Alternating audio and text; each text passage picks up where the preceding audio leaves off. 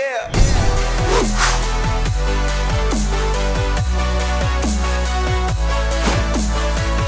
I don't know if week 5 of the college football season can be as good as week 4. But I do know that it will provide a handful of great matchups, some of which will result in an upset. So welcome back to the Gridiron Expert, bringing you our 5 biggest games of week 5. And last week, in a wild weekend of college football, we managed to go 5-0 in our weekly predictions, 19-2 overall. We're going to see if we can carry that momentum into this week, starting with a huge ranked versus ranked matchup in the SEC between the 13th ranked Texas A&M Aggies and the 2nd ranked Alabama Crimson Tide. Now look, it's a ranked versus ranked matchup. That obviously is appealing to the eye. It's the 2:30 CBS game. That's always supposed to be the biggest SEC game of the week. But let's be honest here.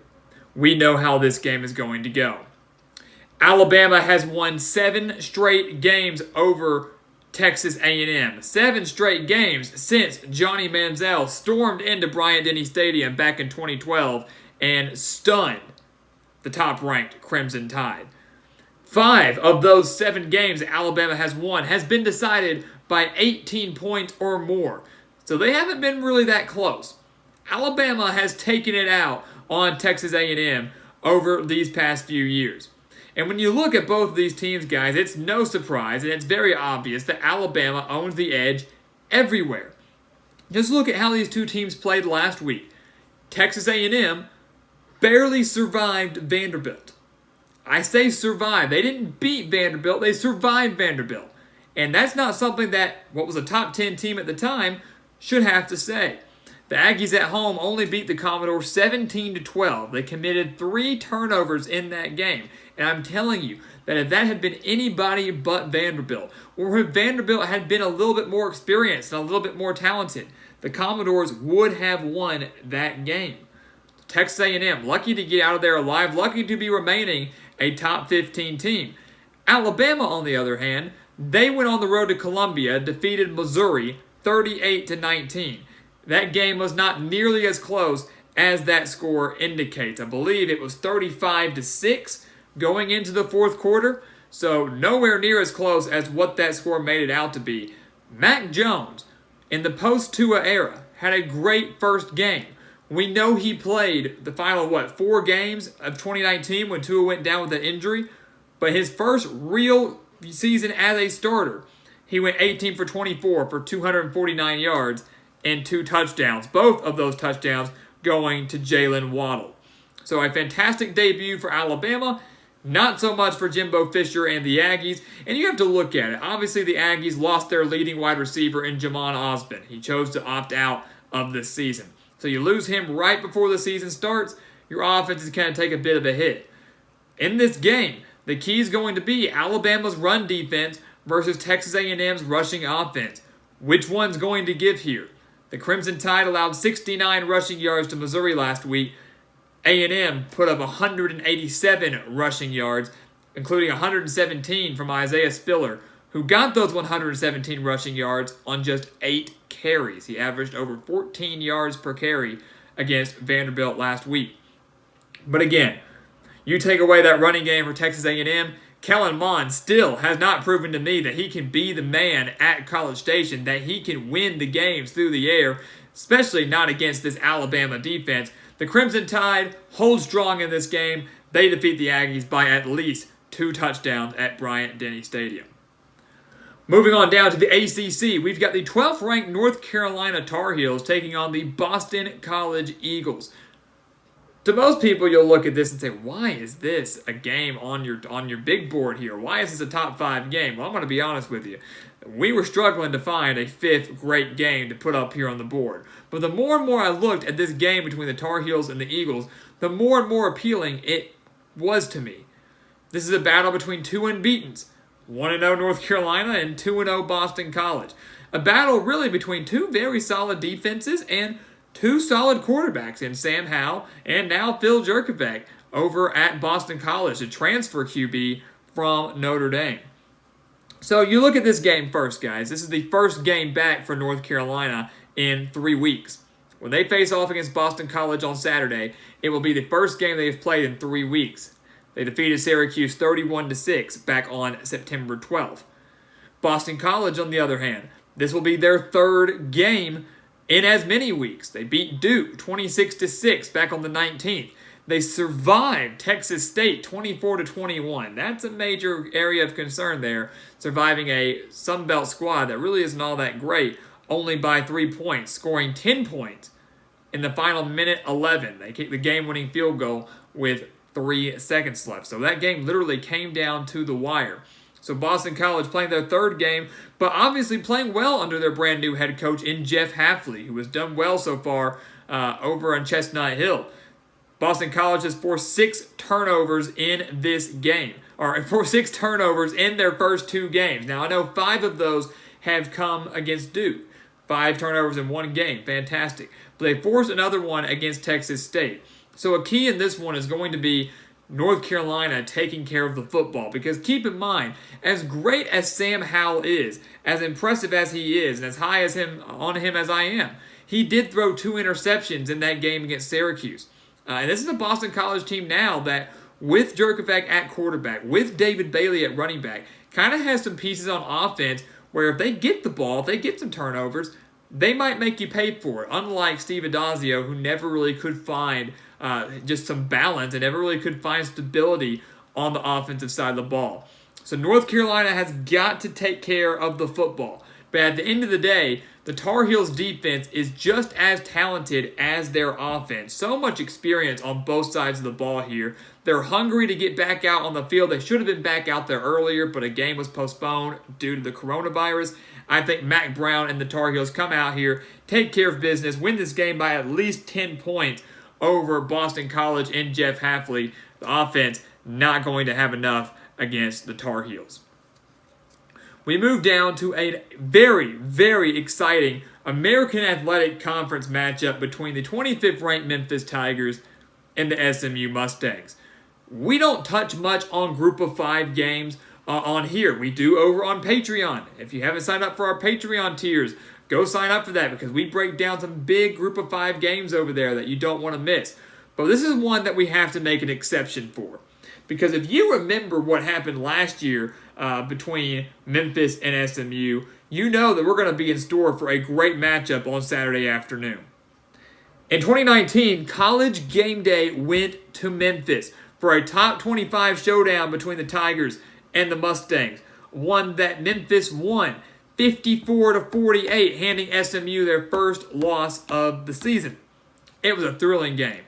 Over 1,000 yards of combined offense. Neither team committed a turnover, and I think we're in store for a very similar result here on Saturday. The only difference is I've got SMU winning this game. I think the Mustangs get revenge over the Tigers, and here's why. Memphis has not played football since September 5th. They haven't played football in nearly a month. They were supposed to, but due to coronavirus, they had multiple games postponed, canceled, whatever word you want to use for it. At the end of the day, Memphis didn't play. Yeah, they're hungry to get out there, but it's pretty demoralizing to get pumped, get ready for a game that you're supposed to play, and then have it get taken away from you. It's been a month since they've hit the field. It's been a month since they've hit someone different. SMU, they've played 3 games. Now, granted, they've only been against Texas State, North Texas, and Stephen F. Austin, but they still have played 3 games. 3 different opponents, 3 different weeks to prep, hitting someone different 3 different weeks. And they've won all 3, 2 of those rather comfortably. Shane Buechele playing great at quarterback yet again. Already has 852 yards and 7 touchdowns on the year. We know Brady White's going to go out there and put up some great numbers as well for the Tigers. But I think in this game, Buechele is able to outduel him. I especially think that while everybody wants to focus so much on White and Buechele, both these teams have pretty dang good running games as well. But I'm still giving the edge to SMU right now. Memphis is going to be without Kenneth Gainwell. We knew that a month ago. We know that now. He opted out due to coronavirus concerns. And while Memphis played well with their running game against Arkansas State in that season opener, I don't think they're going to be able to do it on the road against the Mustangs I like SMU in a mini upset here at home, a revenge game for them, a game where experience over these past few weeks is going to play a major role. Just getting to play these games, whether it's against bad or good opponents, that ends up playing a major role in this game, and SMU owns that advantage. So give me the Mustangs. A huge American Athletic Conference victory, one that will send Memphis out of the top 25, one that should propel SMU back into the top 25, and keep that New Year's Six bowl hunt alive for the Mustangs, and that race very exciting among all the teams out of the American Athletic. Following that, we have what is the biggest game of the week. That's no doubt about it. The Deep South's oldest rivalry, number 7 Auburn, number 4 Georgia. To me, this is the game that should have gotten the 2:30 CBS slot because unlike Texas A&M Alabama, we don't really know what's going to happen in this game. We really don't. This is a game that to me could go either way, but we're picking the dogs, and here's why. Georgia has won 3 straight games against Auburn. That includes a 21-14 victory at Auburn last year. One game for each of these teams has been played already. Obviously, Georgia took down Arkansas 37-10. Auburn took down a better opponent, a ranked Kentucky team, 29-13, but a fantastic performance from Bo Nix, and I thought a fantastic performance from Auburn's defense in that game. So a major storyline you have to watch in this one is Georgia's quarterback play. As of this filming, JT Daniels has not been cleared to play. He did not play at all in their victory over Arkansas. He did travel but was not cleared. As of this filming, he has not been cleared, which means that Georgia and Kirby Smart are probably going to go with Stetson Bennett, who came in as relief for DeJuan Mathis, who struggled against the Razorbacks, and Bennett kind of gave Georgia the offensive spark they needed against Arkansas, throwing for 211 yards and 2 touchdowns.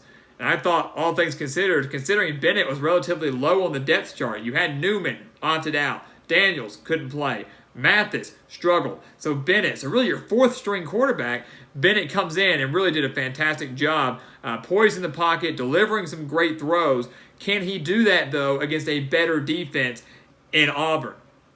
And look at both defenses here, and obviously Georgia owns that edge. We know Auburn owns that great, really good defense. We know they have a very good defense, but Georgia's is the best in the country. And my major question is, not only is Georgia's quarterback, who's it going to be and how well does he play, but how well does Bo Nix play? Because we know that last year, Nix struggled when facing elite defenses. Look at his stats against Oregon, Alabama, Georgia, LSU, and then look at his stats against everybody else. Drastically different. Nix struggled, even though he did throw for over 200 yards and a handful of touchdowns against Kentucky, who has a pretty good secondary themselves. In this game, though, I don't think Bo Nix can get it done. Georgia's run defense is one of the best in the country, held Arkansas to under 80 yards rushing with a great running back in Rakeem Boyd. Auburn can't run the ball in this game. Bo Nix can't win the game straightly through the air, and Georgia makes just enough plays offensively to win a relatively low-scoring game, much like it was last year, 21-14. I don't think either team eclipses 28 points in this game, but it's Georgia that gets the win at home and shows that, they started slow against Arkansas, but they're still a playoff contender. They're still a national title contender, and they still may be the team to beat in the SEC East. And then finally, wrapping up our top 5 games of Week 5, number 18, Oklahoma at Iowa State. Biggest storyline here. What does Oklahoma do? How do the Sooners bounce back after a devastating loss at home to Kansas State? A game where they blew a 21-point lead to the Wildcats and ended up falling 38-35. The Sooners were number 3 in the country last year.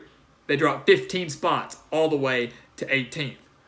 Now, a fun fact about the series between the Sooners and the Cyclones is that the past 4 games between these two teams has been decided by 10 points or less. So Iowa State has really given Oklahoma a run for their money over these past few years. And I'm expecting them to do it again because we've got the Cyclones pulling off the upset at home in Ames. Here's why. Oklahoma barely survived Iowa State last year. They nearly pulled a Kansas State. Oklahoma nearly allowed what happened to them last week, nearly allowed that to happen last year against Iowa State. They were leading by, I believe it was 21 points. Iowa State battled all the way back, went for 2 to get the win, but it was intercepted in the end zone, and the Cyclones lost at Norman 42-41. Spencer Rattler in this game, guys, I don't think plays extremely well. He threw 3 interceptions against Kansas State. I think he throws at least 2 in this game against Iowa State. He was sacked 3 times against Kansas State. Iowa State last week against TCU had 7 sacks. So I look at this, Kansas State's defense played pretty dang well against Oklahoma's electric offense. Iowa State's defense, don't let the score fool you, played pretty dang well against TCU. They only won by 3, but if you take away that late touchdown and you take away that ridiculous pick 6 or fumble, whatever you want to call it, from Brock Purdy to TCU, basically handing the Horned Frogs the ball, it's not a 3-point victory, it's a 16-point victory. So Iowa State played a lot better than that score indicated, I feel like, against TCU. 7 sacks, 3.5 of those coming from Jaquan Bailey. I think he's going to be a major problem for this Oklahoma offensive line on Saturday night. Not to mention that this is the second home game for Iowa State, but it is the first that they will allow fans in the stadium. They're going to be a little over 15,000 fans in the stadium. Not as great as a sellout, not as great as it would be under normal circumstances, but any fans are better than none. And we all know that night games in Ames, Iowa are very, very difficult for opposing teams. Not to mention that I believe this might be the first ABC primetime game coming to Ames since 16 years, 2004? Something like that. It's a very long streak that's going to be ended for Iowa State here. So national TV, you've got the home crowd on your side. You are finally, I think, bouncing back from that horrible loss to Louisiana a few weeks ago. They found their footing. Oklahoma has not found their footing. And I don't think Oklahoma's defense has what it takes to shut down Breece Hall and Brock Purdy and this Iowa State offense. Hungry for an upset, hungry to show they are legitimate Big 12 title contenders. We picked Iowa State to win this game back in the preseason, all the way back in June. All the way back in June and July, we picked Iowa State to win this game. We're sticking with it. The Cyclones pull off the upset in Ames and end Oklahoma's college football playoff hopes. So guys, there you have it, your top 5 games of Week 5. It's going to be another fantastic weekend of college football. Again, I don't know if it can match Week 4. That was one of the wildest weeks we've seen in a long time. But you're going to see a handful of upsets this week. Maybe some that aren't even up here on the board. But you're going to see a handful of upsets this week. We've got a huge top 10 showdown here. Sneaky good Big 12 matchup on Saturday night. Watch out for Memphis SMU, American Athletic Conference game there. North Carolina Boston College, sneaky good ACC matchup. And while we do know that Alabama should take easy care of A&M, crazy things have happened. Just ask LSU, just ask Oklahoma. You never know what can happen on any given Saturday. So that SEC game certainly will be one to keep your eye on. But regardless, Week 5 of college football is here. We've got a lot of stuff to look forward to. We've got 3 Game of the Weeks coming your way this week. Wednesday, Thursday, Friday. You do not want to miss them. One of those is certainly going to catch you by surprise. So do not miss out on that. And let's get ready for another fantastic college football Saturday.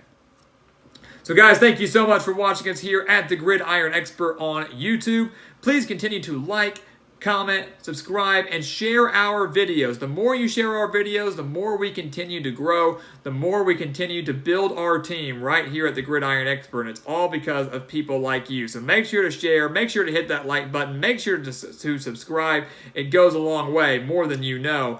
Make sure to check out everything down in the description as well. That goes a long way for us too. Click on those links. Check out our website, thegridironexpert.com. Sign up for the weekly newsletter. Sign up for the expert picks. Go over to our Patreon. Sign up for the content over there, such as more analysis on Memphis and SMU. Don't miss out on that. Don't miss out on our social media sites. Don't miss out on anything in the description. Check it all out. And once again, guys, as always, thank you so much for watching. And we'll see you next time right here on the Gridiron Expert.